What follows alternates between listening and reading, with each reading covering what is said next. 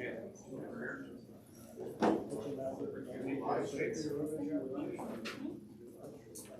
going to quit teaching this to do all the policies. You what? Oh, no, it wasn't coming. Did you read it? It's horrendous. I use it. Start using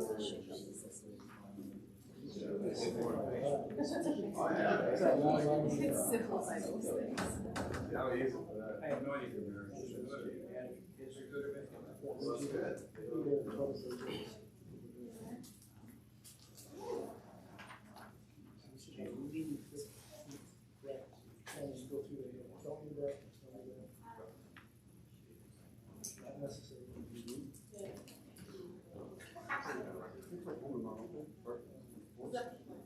Yes, I was. And I had let these guys know that. There was some. Yeah.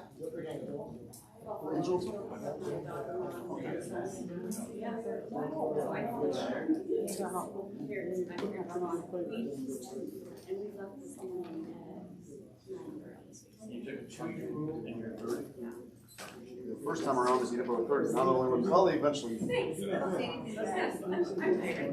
Everybody knows that now. Okay, it's 6:30, so I'll call meeting to order. Please rise for the pledge of allegiance. I pledge allegiance to the flag of the United States of America and to the republic for which it stands, one nation, under God, indivisible, with liberty and justice for all.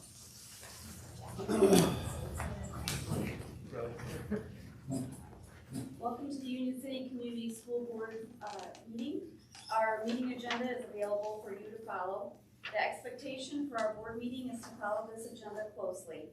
We operate under the Open Meetings Act and utilize Robert's Rule of Order to govern our discussion and decision-making process. There is an opportunity for public comment during our set agenda. We welcome the public to express their opinions during this time of our agenda.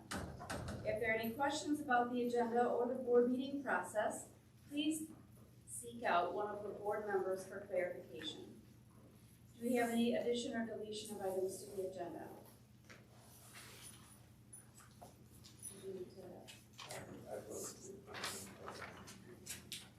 Oh, okay, great.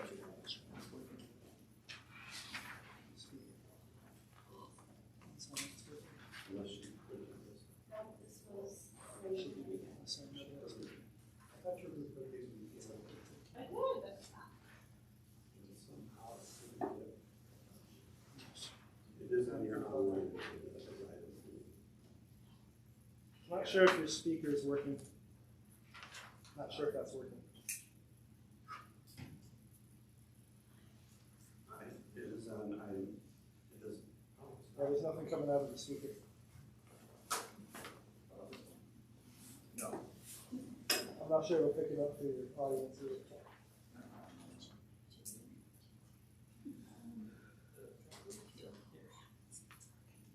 Oh, it's there.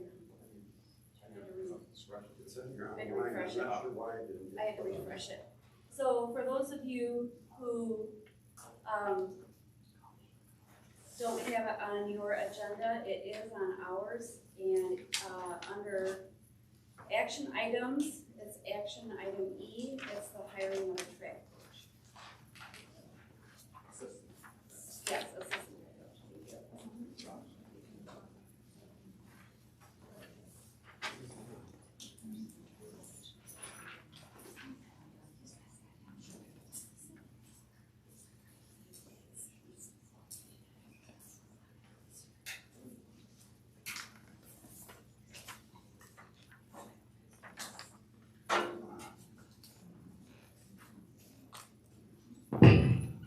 There you go. Thank you. Okay, so I'll say that again. For those of you who don't have this on your agenda, it is on our board packet, and that is action item E, which is hiring an assistant track coach, which is Thomas Custer for varsity track program. We'll move on to our consent agenda. Move to approve. Support. It's been moved and approved, or moved and supported to accept the consent agenda. Any discussion? All those in favor, say aye. Aye. All those opposed, the same. Motion carries. Move on to correspondence. Do we have any correspondence this evening? I do not have any correspondence this evening. Thank you very much. Comments from the audience on agenda items. This is a section of the meeting in which the public may make comments or share their opinions about the agenda items. We ask you to limit your comments to no longer than 5 minutes per person to allow others the opportunity to speak. This is an opportunity for the board to listen to your concerns. It's not board practice to act on the concerns voiced during this meeting to allow for the board to do further research. Do we have any public comment at this time?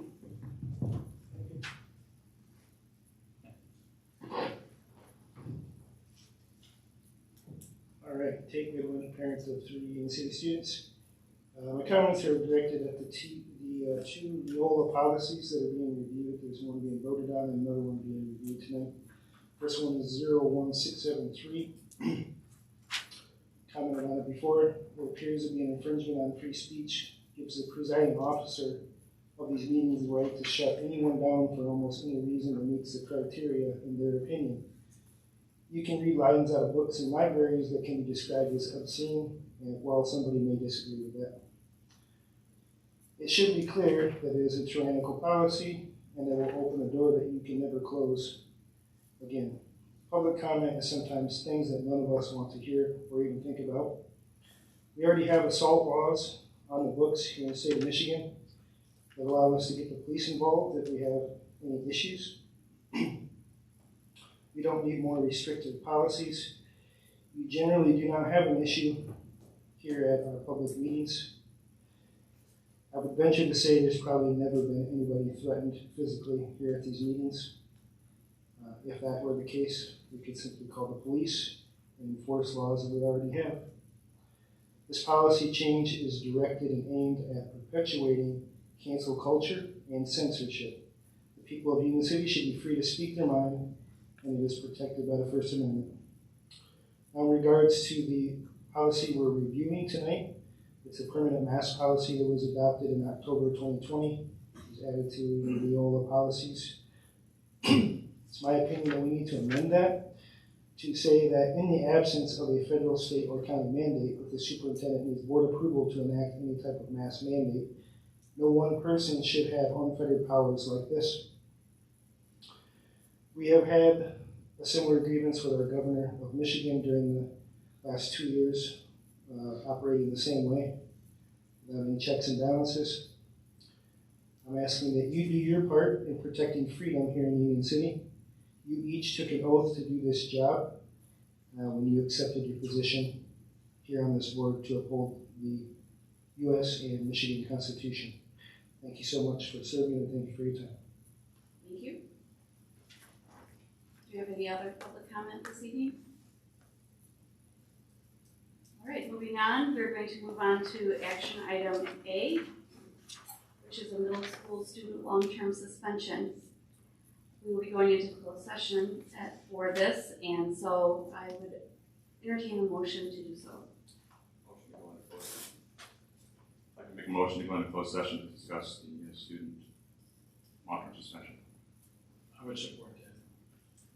All right, it has been motion and supported to pass this motion. Is there any discussion? Seeing none, all those in favor, please signify by raising your hand and saying aye. Aye. Do a roll call for that? No, we don't need to verify that. Okay. Sorry. That's okay. An aye. All right, all those opposed the same. Motion carries. We're going to go into closed session at this time. I plan to stay here. We can, if you're, Well, we have a stream going too. So. I'm going to take care of that. Okay. Let's stay here.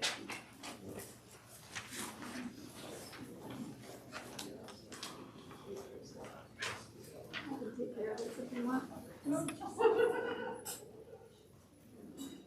I put it in the, Mailroom? in the mailroom, just pointed out the sign that says. Yep. Check yours.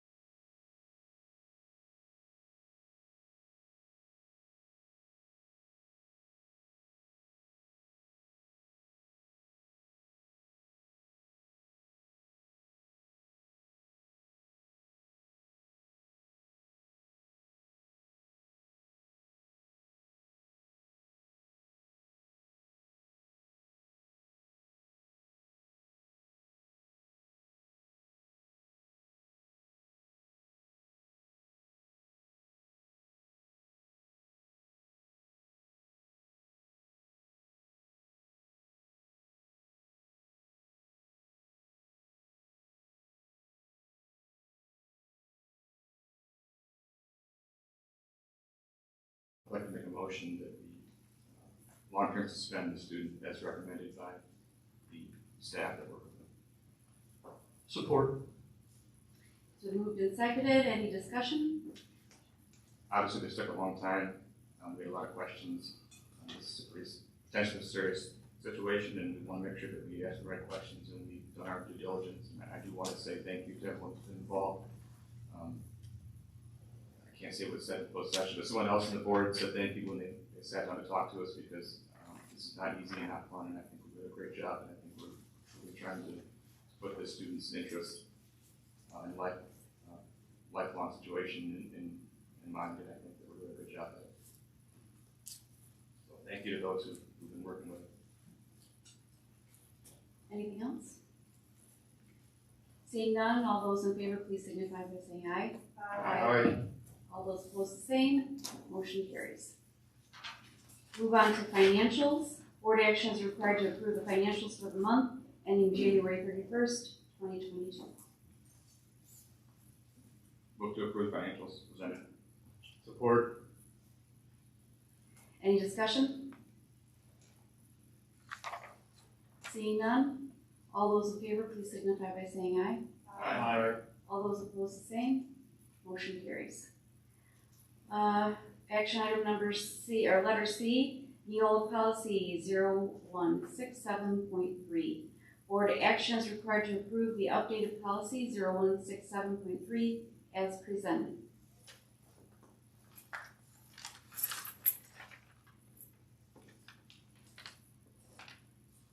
Move to approve. Support. Any discussion? There were some things I wanted to say, but based on the last half hour we just talked about, my mind's a little bit disarray, I guess. But I know that there was concerns about this policy. The main reason this policy was brought to our attention was because they wanted to add things Neola did about if people get threatened, etc. That's not okay, and I understand there's difference of opinion, but the way I read that, it does not, in my opinion, restrain free speech at all, and I'm a big proponent of free speech, believe it or not. And the power to the person presiding over the meeting, i.e. the board president, is really the power of deciding if a person gets to speak more than once, or if they can speak longer than 5 minutes, because that's what we're allowing. So the updates that were made in that regard were just to clarify what a person could speak, how many times they could speak, and how long they could speak. And we wanted to leave an option to let them continue to speak, or to speak more than once if it was appropriate. So the way I read this, maybe I'm wrong, it is not that people's free speech is constrained in any way. It's just a matter of describing how someone can speak more than once if appropriate, and just reminding people to be kind during the meeting. So it doesn't say that you can't speak, it just says you got it. And I think for the most part, everyone so far has done that, so it's kind of a moot point. I don't think it's a big issue. I said a lot and didn't say anything, but the bottom line is I want to hear what the public has to say. I don't think that restricts it at all, the way it's written. You read it. I agree. Any other discussion? All those in favor, or, I'm sorry you guys, I'm tired. It's been a long day today. 6 hours with the 2-year-old. So all those in favor of the motion, please signify by saying aye. Aye. All those opposed, the same. Motion carries. We will move on now to letter D, cross-country field trip. Board action is required to approve the cross-country summer team camp trip to Platte River Campground. Move to approve. Support. Dave got it. Any discussion? I think it's awesome. It's cool. I don't want to run I don't want to run 10 miles a day. No, thank you. Yeah, I've been up to Sleeping Bear. And I No, appreciate that looks like a lot of fun, to be honest. That's a really cool experience.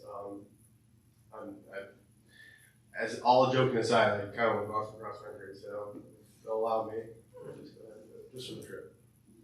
I appreciate Ms. Decker and Mr. Gauchi's willingness to support Yes, absolutely. the program. I think it makes a lot of difference for people coming up and people in the program currently. As far as like, I was kind of going through it, maybe I missed it. What, as far as they're going to be like different, like for liability for just permission slips or anything like that. I hadn't really, I might have missed that because I was looking through everything. Is that it included in there? Or what's the plan for all that? Because obviously taking a trip with 2 coaches and they're going to have, kids in their car or whatever it might be, that want to make sure that, obviously everybody's safe, but obviously that the coaches are also protected in that sense. So. Yeah, all of our normal procedures for those types of one-night trips, especially if the coaches are driving, will be followed. We have forms for parents to complete, and all those will be followed. Sounds great. Sounds like fun. Any other discussion? Seeing none, all those in favor, please signify by saying aye. Aye. All those opposed, the same. Motion carries. Going on to action letter E, hiring an assistant track coach, Thomas Custer, for the varsity track program. Move to approve hiring Mr. Custer as assistant varsity track coach for the 2022 season. Support.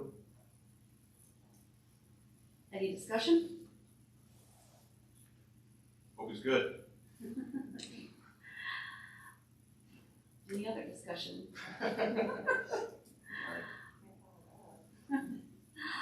All right. All those in favor, please signify by saying aye. Aye. All those opposed, the same. Motion carries.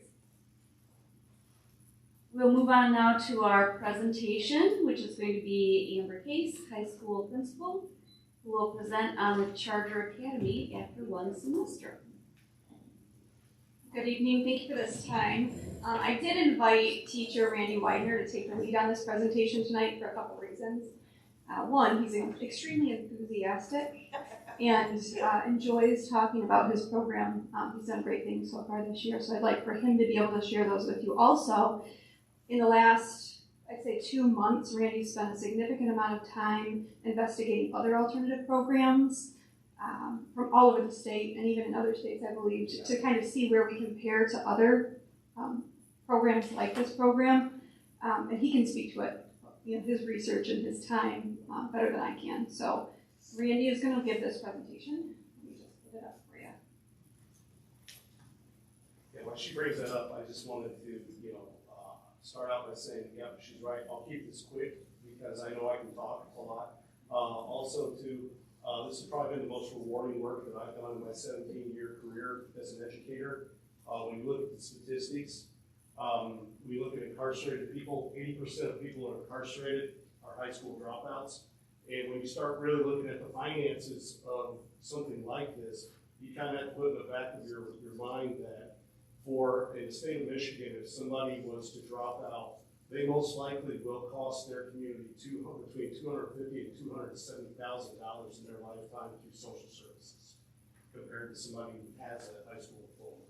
So those are just some real quick things that, this is pretty fulfilling work that I've been doing, and all right, so Charter Academy, where we are, where we're going. Okay, so as you guys know, last year we approved Charter Academy is created to serve a population of students in Union City who were very unlikely to reach graduation. We also wanted to make a program that was flexible for them and kind of tailor and individualize that to each student.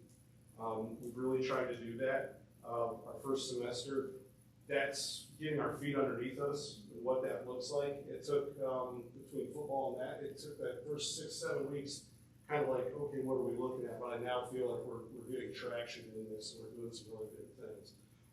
So I'm going to move on because I think we were all here, so at the same time. So who we are. Currently, we have 17 students. We started with 22. We lost 5, 1 to graduation, so we've already graduated somebody. So we've got successive wins there.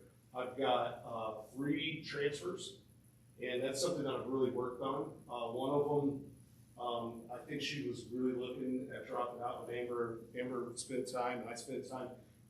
We were able to get them to go into, they were moving, and they thought it was the end of the road, but we were able to reach out to Marshall Academy and get them hooked up there. One of the things that I've been doing is making connections throughout the state, so then if we get to a point where we're not the right fit, whatever that may be, I myself want to be able to say, okay, here's a lifeline on the way out the door. So that's something that I feel pretty proud about. We did have one withdrawal or dropout. That was early on in the program, and I think that some things we're going to do next year might prevent that from happening so quickly, because I believe that individual was probably going to withdraw right off the bat anyhow, and was just kind of waiting out time. We have another interesting thing about us. We have 16 of our 17 students are male or identify as such. I think this is kind of an interesting thing. I went to an all-male college, and I think that dynamic has helped us. That single-sex dynamic has helped us. It's obviously not the prototype, but it's an interesting thing that's going on currently with what we're doing. You know, we have students, they were significantly behind. Many of them were at least one academic year behind. 13, I also want to point out, most of these kids are from Union City. So 13 of our current students, so 13 out of like 22 or whatever we start, or out of 17, are from Union City. The others have ties here, but have maybe bounced from school to school and have ended up here. Another important thing, really, when I took this job, I thought I was going to see, okay, this is pandemic type stuff. This is what we're behind. When you look at their records, this was happening before the pandemic. Got magnified by the pandemic, definitely. I would guess, and this is just a guess, I'm thinking 3 of our 17 students probably may have been able to stay in a traditional setting had it not been for the pandemic, but the others were well on their way of that happening. And when I say remain in a traditional setting, those 3 still would have had to take in like a max load. So they would have had to have we had to take away any kind of specials, anything like that, and probably would have had to add in a credit recovery through a virtual option. So even they wouldn't have necessarily been in a traditional setting. We have 12 seniors and 5 juniors, 13, so sometimes you'll see the number 13 when I talk about seniors. That's counting the ones that already graduated. Okay, the other thing that our class has in common, we all have really common obstacles. We are facing, in my classroom, extreme poverty. I would put it on par. I worked for the Red Cross when I got out of college. We have some extreme poverty issues. Parents without diplomas, so we really don't have the role models there of what success looks like. Previous discipline issues, I have 4 students that I know have been long-term suspended either here or at another school. Housing instability and homelessness. Unfortunately, that is an issue that Stacy, myself, and Amber have had to address directly this year. And even people that I put in instability, because we have some that it's a month-to-month struggle. Many of them are working to support their families, so they do work, but that paycheck goes directly to things like rent or food. Separated from their parents. A lot of our kids live with somebody else besides their parents for various reasons. Drug and addiction issues, they're either peripheral to them or they themselves have had addiction issues. That's something I think in the future I would love to kind of address. And it could be something as simple as, vaping, but there are a few in there in our class that have dealt with some real severe addiction issues in their lifetime. Prior arrests and incarcerations, unfortunately, that is also something that our students have faced. Some legal issues here and there. Lack of past academic success. When you look at it, we have a measurable percentage of our students who didn't pass class in 8th grade. And so then, this kind of perpetuates itself once we get to high school. Mental health issues. Stacy and I have worked pretty close throughout this semester, making sure one of the most rewarding things is we were able to get some students' mental health, at least resources, for some of the issues that they're facing. So that's a pretty rewarding thing. And a little sense of community. And that's something I've really tried to build in that room. And I think we're getting that. They want to be a part of this town. They want to feel they're a part of it.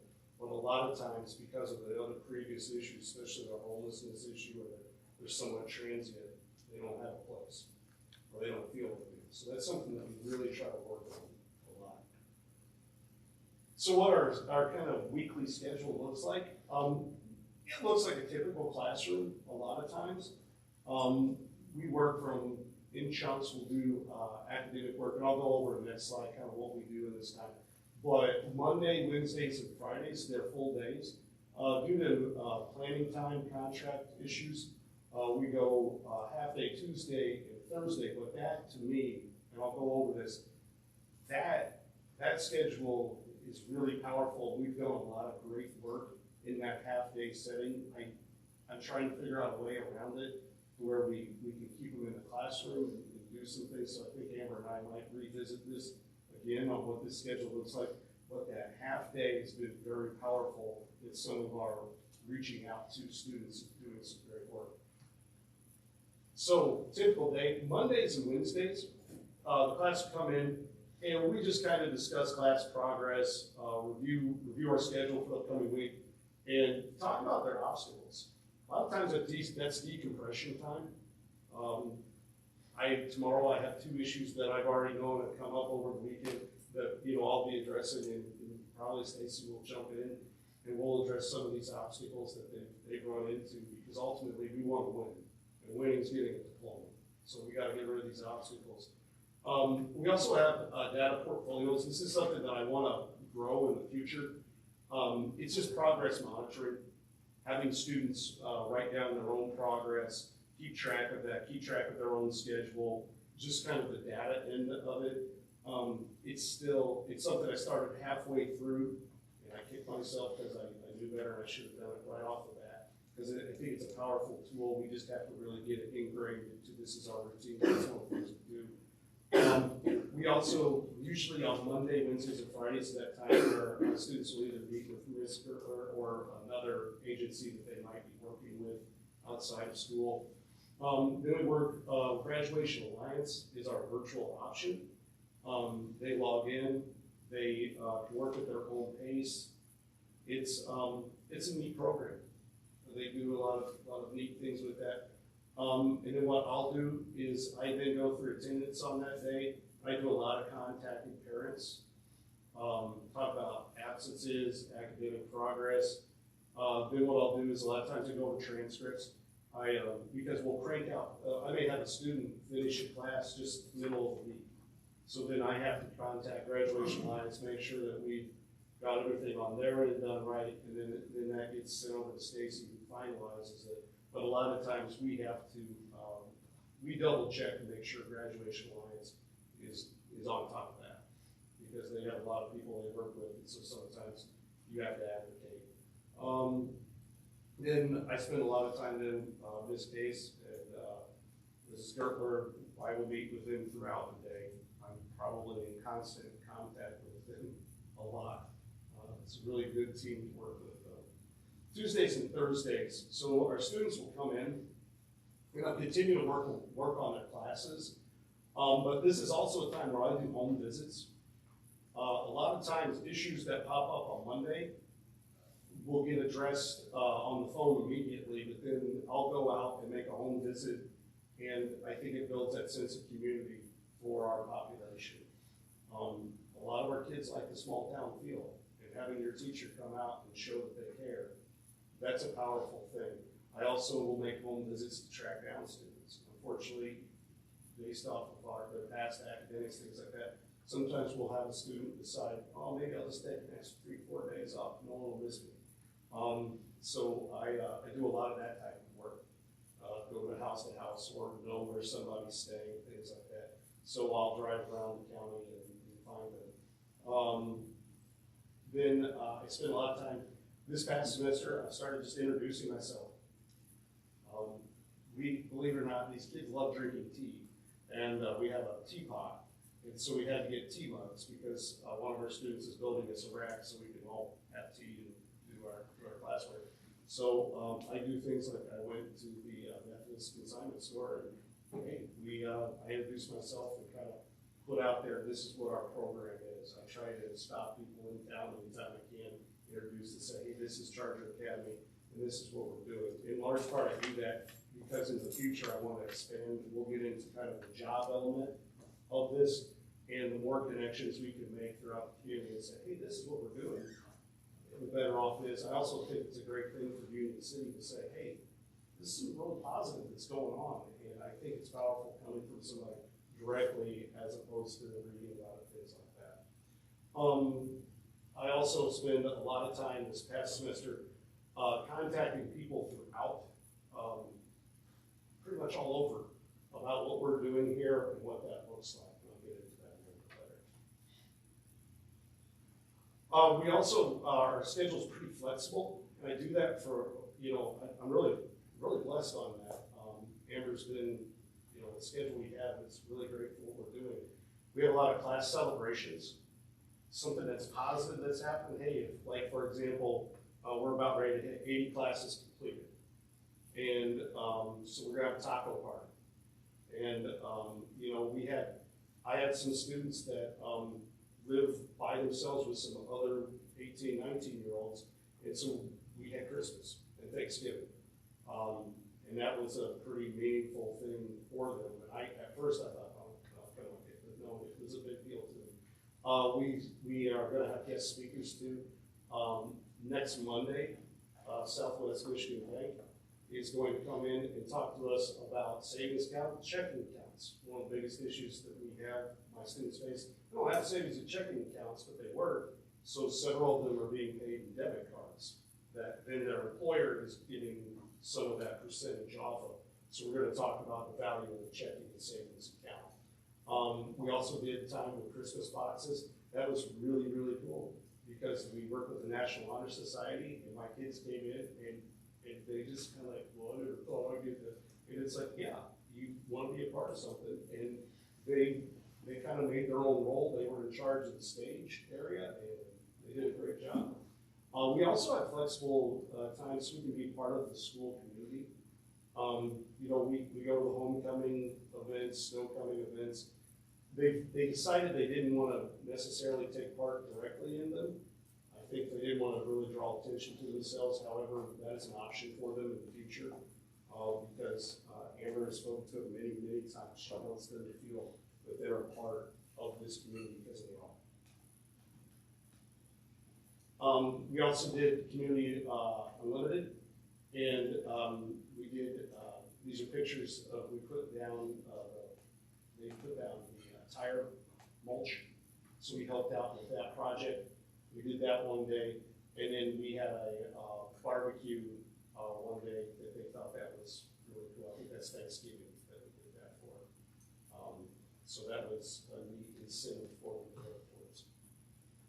So how are we doing? Well, the state of Michigan, when you're talking about alternative ed programs, they really don't have a set of measurements. So in order to do that, I had to start kind of reaching out. I just started calling them, and these are some of the people I talked to. We talked to Central Michigan University. I was able to get a hold of them, and they sent me to Naomi is her name, and she is a consultant out of Washington, D.C. who worked with our state on creating some of the definitions of what an alternative ed program is. So I got the privilege of meeting with her, kind of going over what are the data points that I should be looking at. Barbara was great too. She's with the charter schools, Central Michigan University. Those two people, most likely, their work, they just finished up a grant that they did with the Insight School of Michigan, one of the K-12 academies.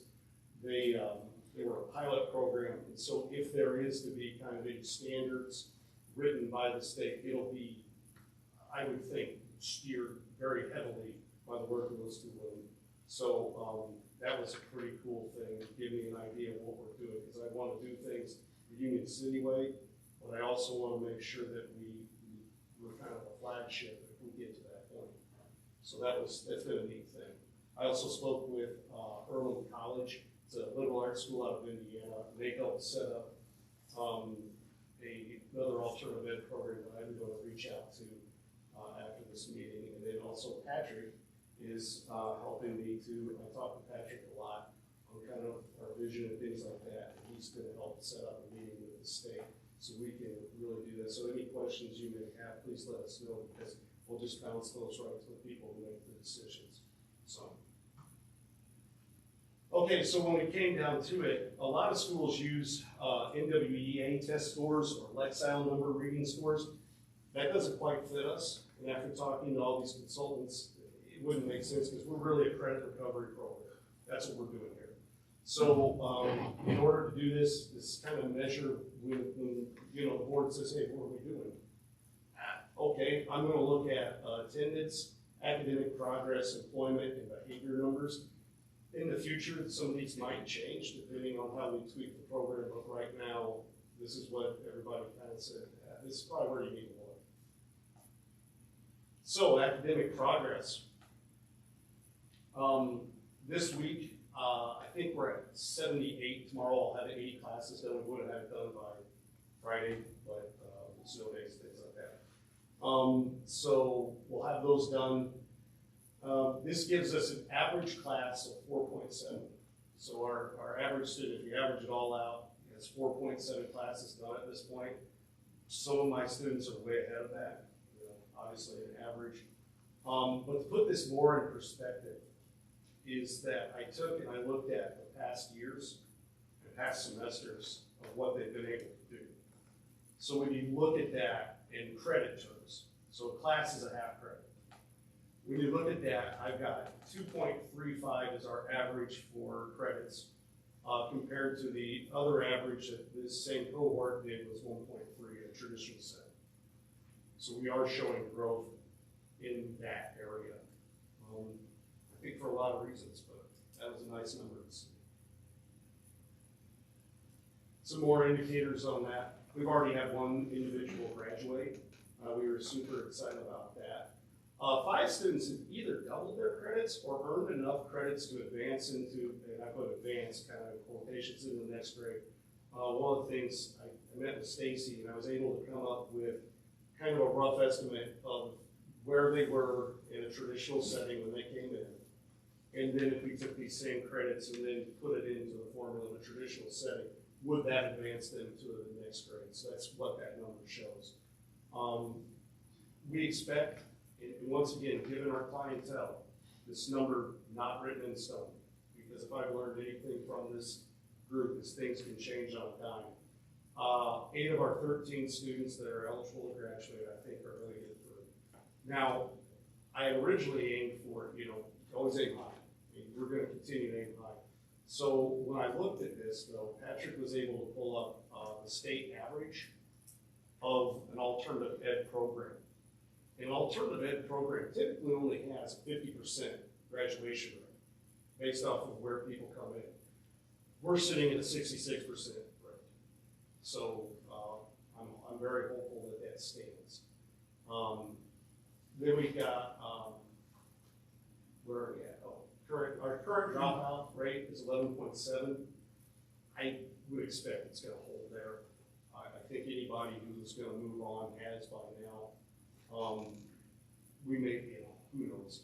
But we've got that compares to the state average of 13. So we're ahead there as well. So attendance. When we're talking about attendance, my attendance is a little bit different because I'm technically a hybrid school, so I can use virtual attendance. That being said, a lot of alternative ed programs have kind of the same setup, so I was able to compare to the state level. So we currently have an 88% attendance rate compared to the average in alternative ed programs is 60.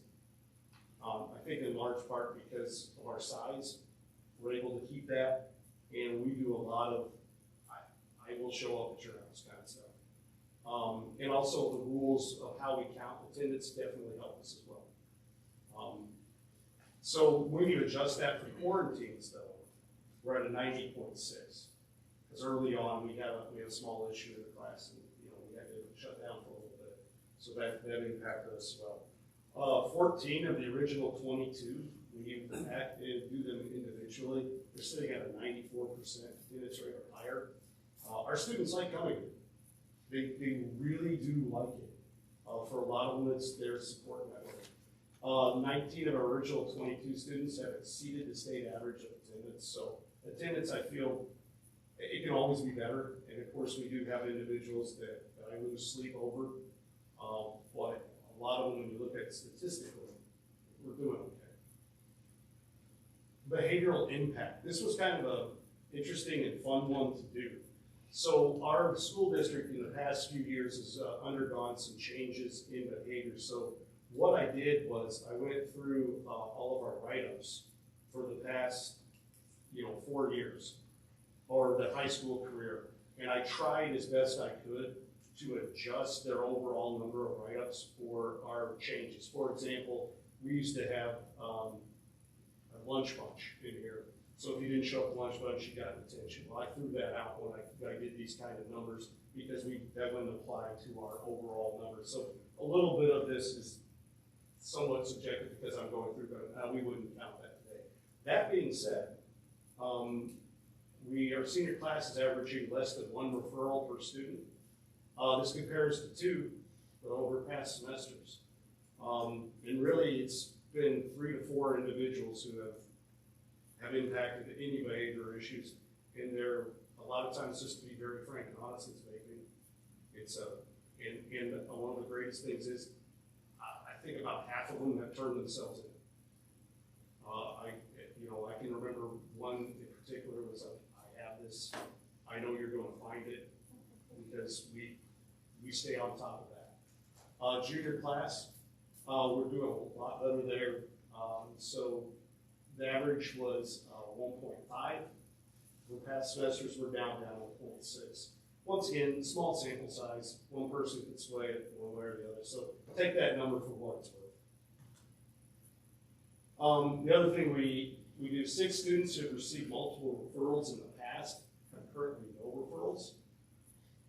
I think that's our class setting. And the other thing to remember about Charger Academy is their time in movement or transition is greatly limited. When you're in one room, you're not bouncing from place to place. We go to the restroom at a different time than everybody else, so I'm able to monitor that. And I think that's a large part of what's going on there too. It's just the classroom settings impacting these numbers. 60% of the Charger Academy students who took part in, we have a DESIS survey. It's social emotional learning and things of that nature. We show growth in that. I'd be interested to see what we would do with that in the future because it's a type of survey, there's some subjective questions on it. And so they had another person do it last year. I think you'd get a lot more if the same person did the assessment year to year because the way they interpret the questions, but not my area of expertise either. Employment data. So our kids work all over. I got 5-star there because if you've eaten 5-star pizza recently, you probably had a Charger Academy pizza. 64% of Charger Academy is currently employed, which I thought was just wonderful. These kids are working. And the ones who aren't employed, it's a lot of times it's family choice. I have quite a few that want to work, however, their family knows their current situation in academics, they need to focus in on that. 11 of our current 17 students have used our flexible schedule at half day. Once again, they're using that. So 45% of our kids are using our flexible schedule to make sure that they're getting employment opportunities.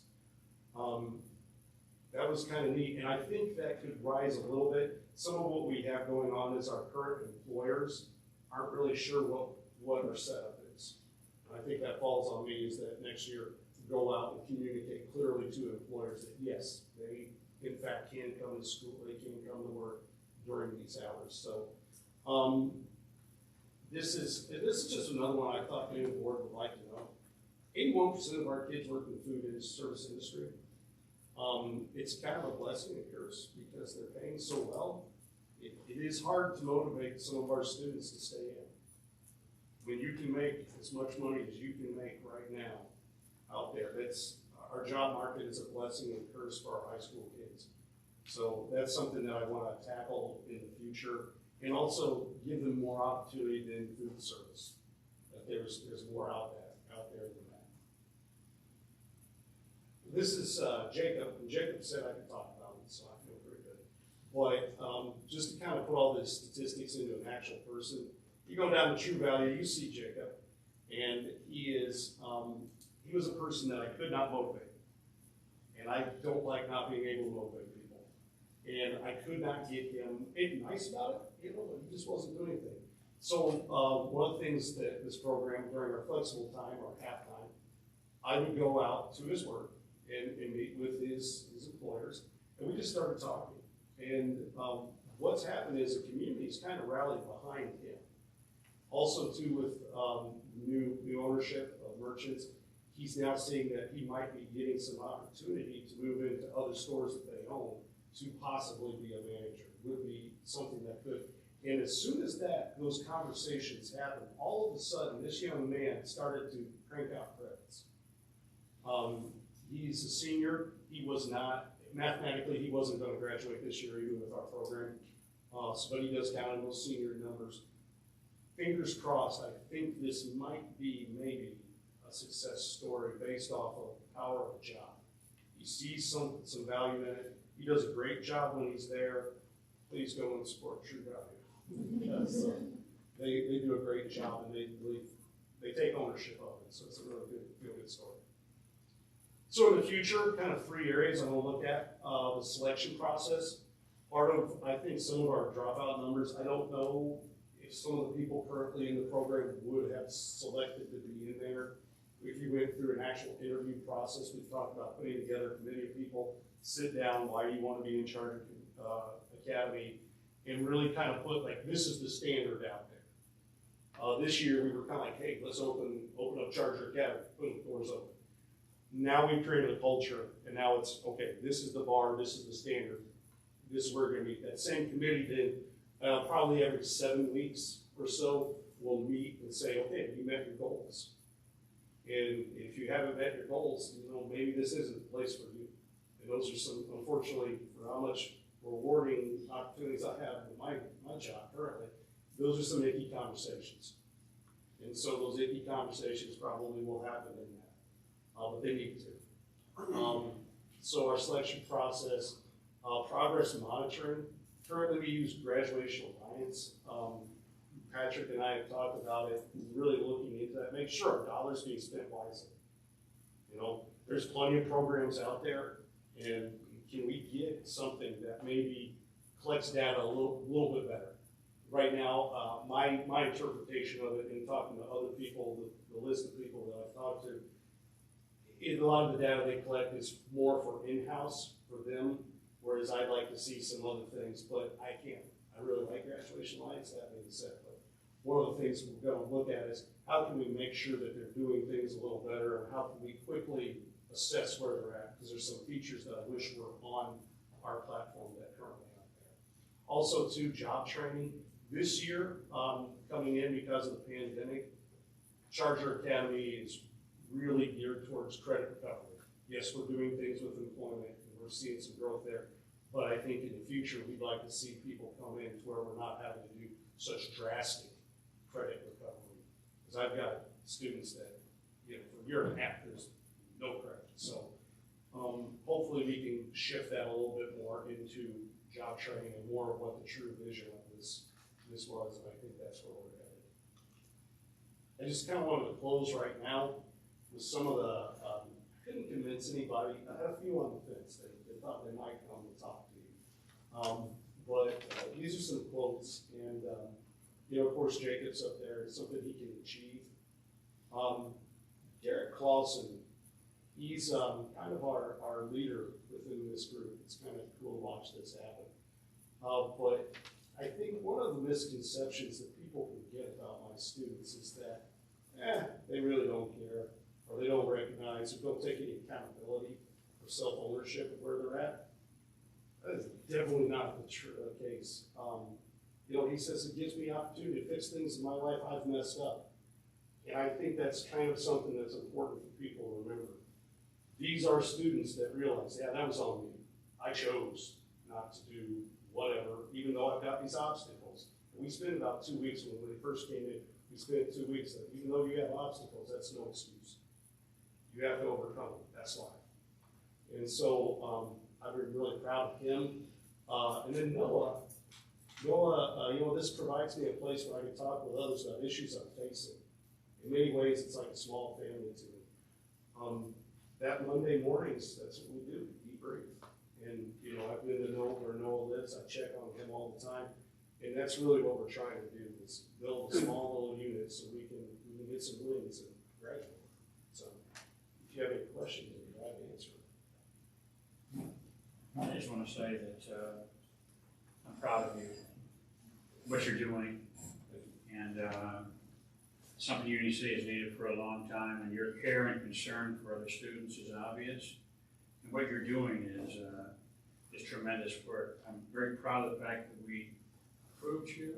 I heard a lot about you beforehand, and you're exactly what people said about you. So thank you very much for running the academy. And I would just like, once again, this is really, I work for an awesome person. Not that, everybody all the hugs and everything, but Amber's done a really great job of allowing me to kind of be me, a little different. And she's also done a great job of projecting her vision. And so I take it, it's a pretty serious thing to me, because I know that this was something she wanted very badly. And so I'm pretty honored that I get to kind of, sometimes I feel bad. I trained Amber. So. Okay, all right. Any other questions? Yeah, real quick. Yeah. Thank you for the presentation, I appreciate it. Sure. I know this isn't professional school, I understand that, but just help me briefly understand the academic side of it and how they get taught information and how it's tested or assessed and Okay. that kind of thing. Well, first of all, we have 18 credits to graduate. Is it 24 or 22? 23 for the senior class right now, and then it'll be 22 for future Right. classes. So we do have kind of adjusted credits there. So what happens is just logistically how they get taught. So they log in, and it's a virtual setting. So each student will have content that's presented to them online, and they have a teacher that sometimes the teacher does videos, but that teacher is always live-ish. So for example, they can chat with the teacher. A lot of them live in California, so that means we got like a 3-hour delay. We've learned about time this year. So they will do their classes remotely. But a lot of times too, they'll do things within the classroom, because like physics, for example, they're required to carry out experiments. So one of the things we do, we have a microwave because they love to eat ramen noodle and be motivated by that. But also we use that for, hey, a lot of times I'll have to boil water or do something like that. So each student is at a different place throughout the day. They can work at their own pace on their own classes. One of the things I've been really proud of is because they can work that remote level. I had a student finish up a deal on Friday, so we got some English credit there. And they work it just any time. I'll get a text message from a kid asking, do you know about this, that, or the other? Sometimes I feel like I'm in jeopardy. So they work through this virtual platform. I can, I'd be glad to show you one day, because it's kind of, I don't feel like I'm describing it well. Yes, but basically it's an online system that they would go in and learn the information and take some sort of assessment, and you're there to help if they have a question, almost like not a tutor, but yeah, I'll tell you, I kind of turned into almost a guidance counselor, truancy officer type deal. I do a lot of tracking people down for that, but I also do a lot of like credits, like you need this for this, and then we need to get this many credits in order for you to graduate. I also do a lot of progress monitoring. A lot of our students, some of this has to do with if they score 80%, they don't have to take the final. So what I'll do is I have the ability on this platform to plug in grades to see, okay, if we do this assignment, then we can score at 80%, but we have to score this on this. And on one level, I don't like that, because I kind of feel like, okay, we're playing this number game. But on the other level of getting credits quickly, it cuts down on time. We don't get bogged down in the weeds. So that's the other thing that I kind of oversee on that. And it takes a lot longer time than I thought it would, to be quite honest.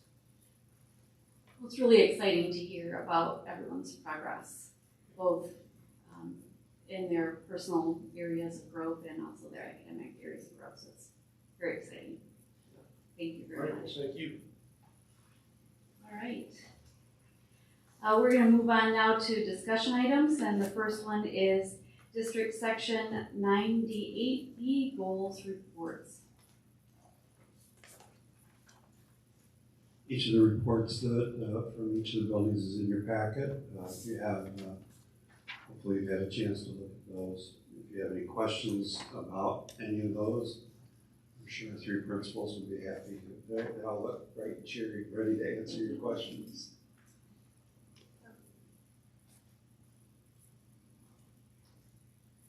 All right. Looks like we can go on then maybe to our next discussion item, which is the mask policy.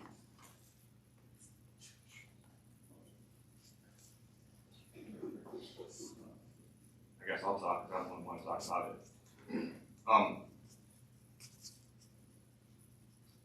Policies are great. I love having policies. Sometimes I wish we could have having policies. Sometimes I wish they weren't so descriptive, so we have some fluidity to do what we think is appropriate based on the situation. And this policy is quite descriptive in what it says you have to do. And again, if I was writing the policy, it'd be much cleaner, leaner. But the one thing that I wanted to talk about was how we basically turn the mask requirements on and off. And just for a number of reasons, I think it may be wise for us to have more than one individual make that decision for the district instead of just the superintendent. I understand the benefit of having the superintendent to have that authority by his or herself, but I do think that it can be such a divisive topic, and it can be, there's a lot that goes into it. I think it would not necessitate, but it would be nice to have a discussion at board level, with the board decide. It may be rubber stamp at some point, but I think it should be a board decision, not just the superintendent's alone to make, in my opinion.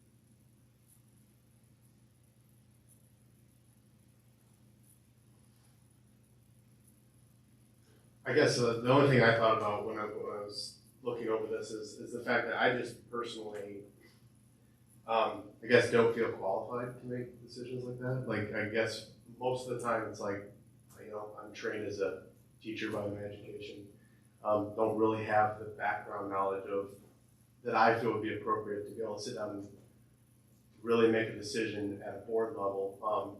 I'd probably look at Mr. Katz and say, Mr. Katz, what was the recommendation from the health department? Because that's kind of who I through this entire thing have gone through, because it's outside of my boundaries of knowledge. And so, I mean, if we had to do that, then I'm just letting you know, I guess that's the way I would probably go, because I don't really have that ability to see those numbers and see those things. And of course, the biggest situation that I kind of deal with is the decision that from a school level is way more complex than even just day-to-day operations, because we're trying to keep the doors open.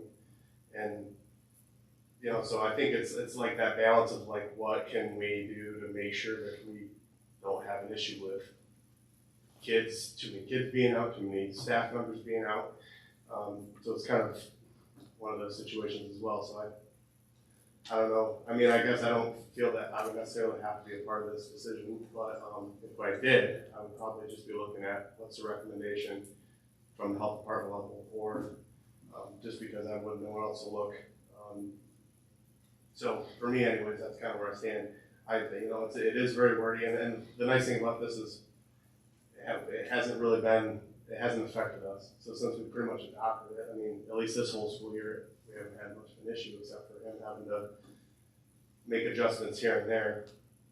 But we're trying to keep up with whatever everybody else is doing in the area. So,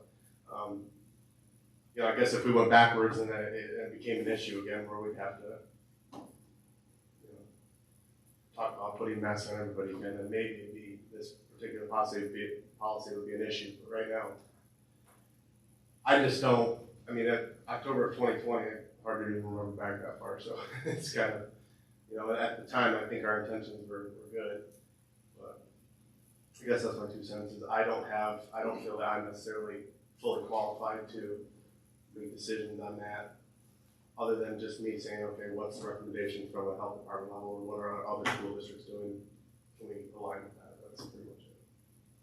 My only response to that real quick, not necessarily rebuttal or this isn't an argument, it's just, my only statement to that would be that unless the superintendent is trained in that regard, PhD or something like that, then he or she wouldn't be more qualified than you or I to read information from the health department or whatever. Right, but my point is that that's the avenue that the superintendent takes, so it'd be the same avenue I would take, is my point.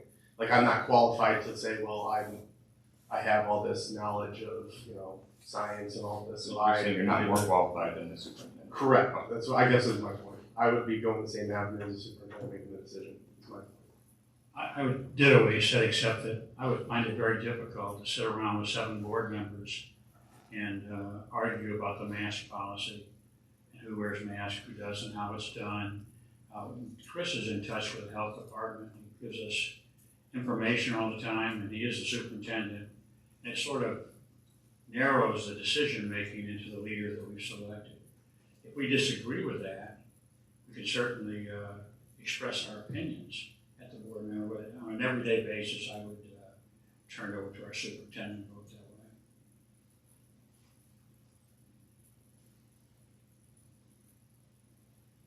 Anybody else have anything? Any other discussion on this policy? So we're going to. I don't want to bring up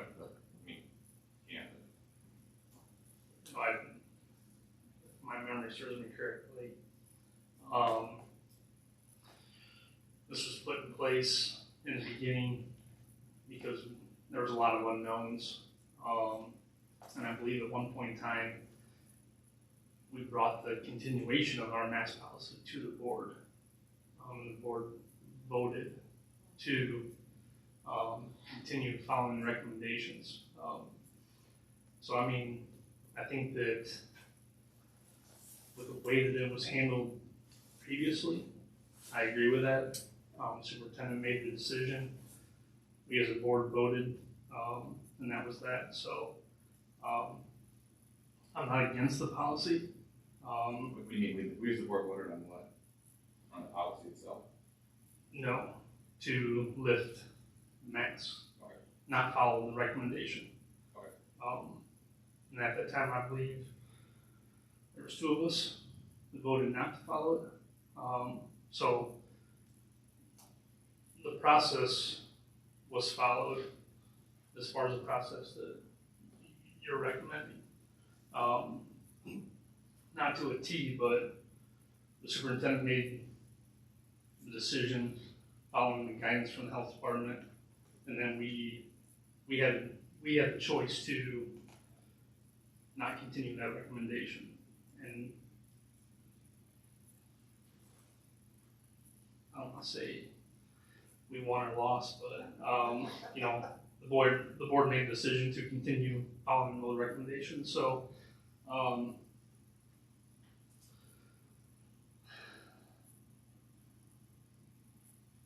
okay with it being the way that it is, as long as we know that if the decision is made, we as a board can ultimately vote and change that decision. So you're saying not necessarily change it because even though the superintendent wrote the policy, we have the power to enact it, we have the power to trump that if we needed to. correct. I would just say that I would agree with you on that. One aspect of this is that, first of all, if I was going to all of a sudden implement this and require masks, I would also know, unlike the governor who can do that, and nobody can really tell her otherwise, that all of you could have a meeting the very next day and overrule that decision. So I would need to know that it was in line and supported by the school board. Also, as I read the policy, it only allows me to implement it for staff.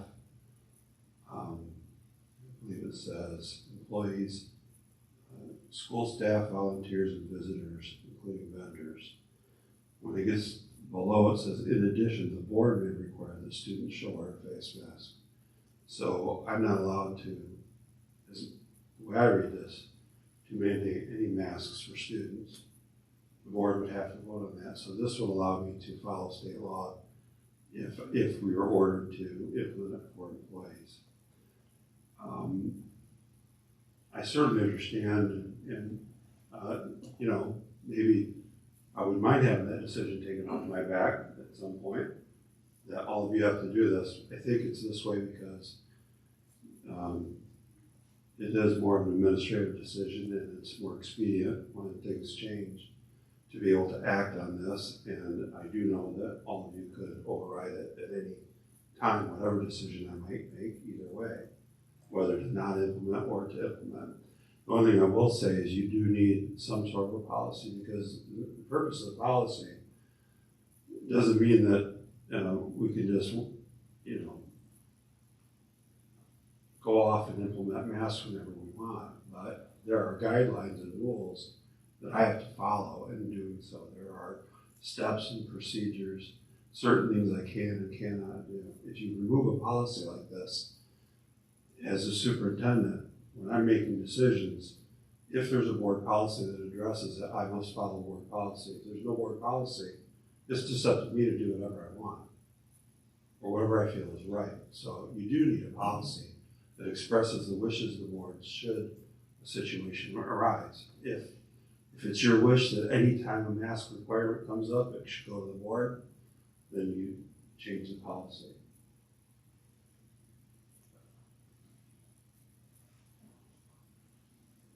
Any other discussion regarding? Do you feel like you have what you needed, Darren, as far as information, or, as far as the discussion went? Yes. All right. I think I understand what people feel, and I see no reason to bring up a motion to change it this time based on the information that I've gleaned. Okay.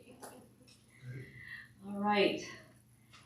We'll move on to the information portion of our meeting. Community Unlimited UCCS Partnership on After School Grant. Yeah, I just want to let you know that Community Unlimited applied for and received a grant last month, shortly after our board meeting in January. Almost $120,000 for after school programs. They have been trying to hire staff, and got word that they hired 2 more staff members this week. Patrick's been working with them to plan programs. This program is a little different. It's not just basically a place for kids to go after school. This is specifically targeted for students that need academic assistance, up to 30 students each in the middle school and the elementary. They're using their grant funds primarily to pay salaries, to buy some materials, and we're helping them out using some, probably using some ESSER funds to help pay for transportation, and then also food service, which would give us 5 more years. And so I hope that they're successful with that. Just for clarification, this would start when and when? Well, they had hoped it would be started already, but I think they're targeting now middle of March. March 7th for the elementary school. March 7th. Okay. And this grant would carry them till when? Through the end of the school year. Okay. This was a grant offered for just the second semester.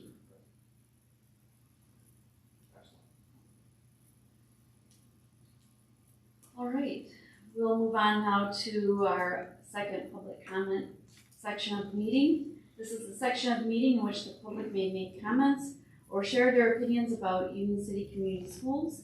We ask you to limit your comments to no longer than 5 minutes per person to allow others the opportunity to speak. This is an opportunity for the board to listen to your concerns. It is not board practice to act on concerns voiced during this meeting to allow for the board to do further research.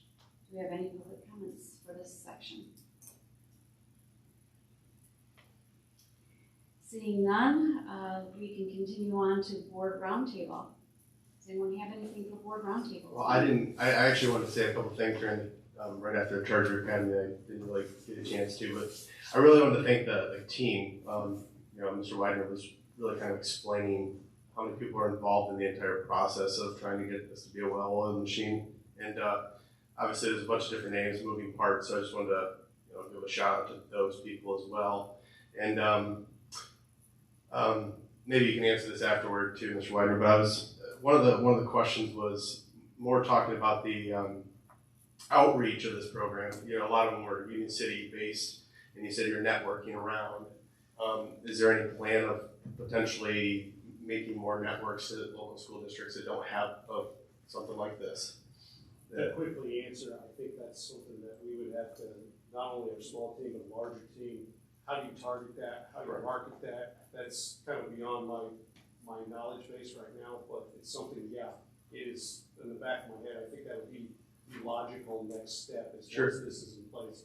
How do you appropriately market it so that you're not, overstepping bounds and saying, hey, this is the program we have, and what does that look like? I have a few ideas, but nothing I can talk on. Absolutely. So last spring when we first put this together, we figured it would cost, or take 7 students to come in from other districts to fully fund the program independently. With the idea that in the future, once we have something that's marketable, we could potentially open it up to surrounding communities. Sorry, thank you for the reminder. Yeah, I appreciate it. No, it's just for me, it's not even like, let's do it. It's more like it's kind of an exciting opportunity to see where it could go. So that's the only question. So I appreciate the input. Apparently my email has been hacked and I've been sending email messages to staff members. So thank you to one of the staff members who forwarded it to me. It was sort of embarrassing how I signed this email. And so I responded, thank you for letting me know. And of course I would never sign an email like that. So how do we fix that? Well, first of all, I would need to see the message. We can check and verify for sure that it was actually someone using your account. We'll make sure that's what happened, as opposed to somebody just pretending to use yours. Yeah. Well, I've never signed one of my emails President Jen, and so yeah. I don't know who got a hold of it, but it was a staff member that received it from me. It looked like it was coming from my J Circles. I can talk to you afterwards and figure that out. Quick question. I know we had talked about as a part of all the upgrades, technology of the building, to have card access to all the doors. Is that still the plan, and when do you expect that to roll out? I assume you're talking about all the outside doors? Correct. Yes. They are completing the installation. Finally, I'm told sometime at the end of next week, the week after that, all the cabling. The actual card readers, which have a Bluetooth chip in them, are still on back order. Have been since August. They gave me the option of going with an older model that didn't have a Bluetooth chip. I told them we would wait because down the road we can use it so that we could actually use your cell phone to unlock the door. So when somebody needs access to the building, we can give them a time limited, just like a card that would go in your Apple Wallet that you could use. So it would allow for convenience. The latest I've heard, they believe they'll have them at the end of March is when they're scheduled to arrive. So whenever those come in, they'll get installed, loud and up and running. Unlike the data sensors, can you make sure that they give us a heads up when that's going to happen, and everyone has the appropriate training and stuff, so we don't just one day have the doors locked to everybody? Believe me, we have spent a lot of time talking about how that transition will take place, what we will have to do to make it happen. We have all the key fobs already. So we could program them for each person. There will no doubt be a time period where making sure everyone has the appropriate access. Because what you do is you basically program each one for that person. So someone might need access to all 3 buildings. Someone else might only need access to one, or maybe only need access to a certain door. And so there's a lot to go through to make sure that's right. But I also know that there are a lot of keys around this community. A lot of people have keys. I'm a fan of having the system. I just want to make sure that we don't, if a teacher wants to come in at 9 o'clock or 10 o'clock to work on something, my understanding is it gets time stamped regardless, so if anything happens, we know it was done. So I don't want to be in a situation where you shut everyone off at 3:05 and they can't get back in the building. I just want to make sure that we aren't too restrictive on people getting in because we know who it is. No, it won't be restrictive like that. People will still have the access to the building that they have now. I also have access to the field house whenever he wants. It's just, I mean, there are going to be people who miss, people who should have it, that we just, haven't thought about it because they're a coach. You maybe not work at the school at all, but they're a coach who works. I just wanted to because so it's going to be there can be some bumps getting it converted, but we have a plan in place to do that. Not to be restricted, that's all. That's my request. Thank you. I just want to take this opportunity to congratulate you, Chris, on a fine interview with the Coldwater Reporter and a wonderful picture of you. And so I want to commend you for giving that great interview. Thank you, Dave. By the way, do you know who set you up with the interview? Let me guess. I just wanted to make sure that you knew that I talked about coming out and talking to you. Oh. No, we mentioned, we just picked up our second new bus. We can't pay off. Right, that we cannot pay off. You're not bitter about it anyway. Talk to the bank. I'm going to get out of soapbox for a second. Oh. I'll get on soapbox. Minor soapbox.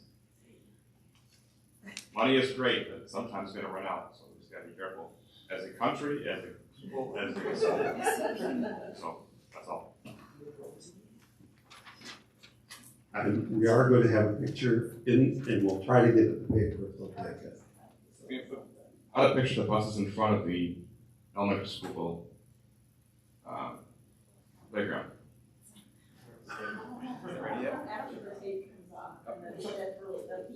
Is that?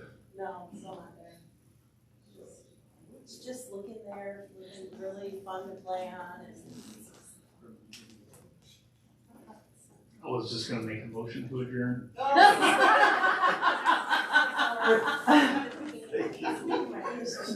Any discussion? Seeing none, all those in favor signify by saying aye. Aye. All those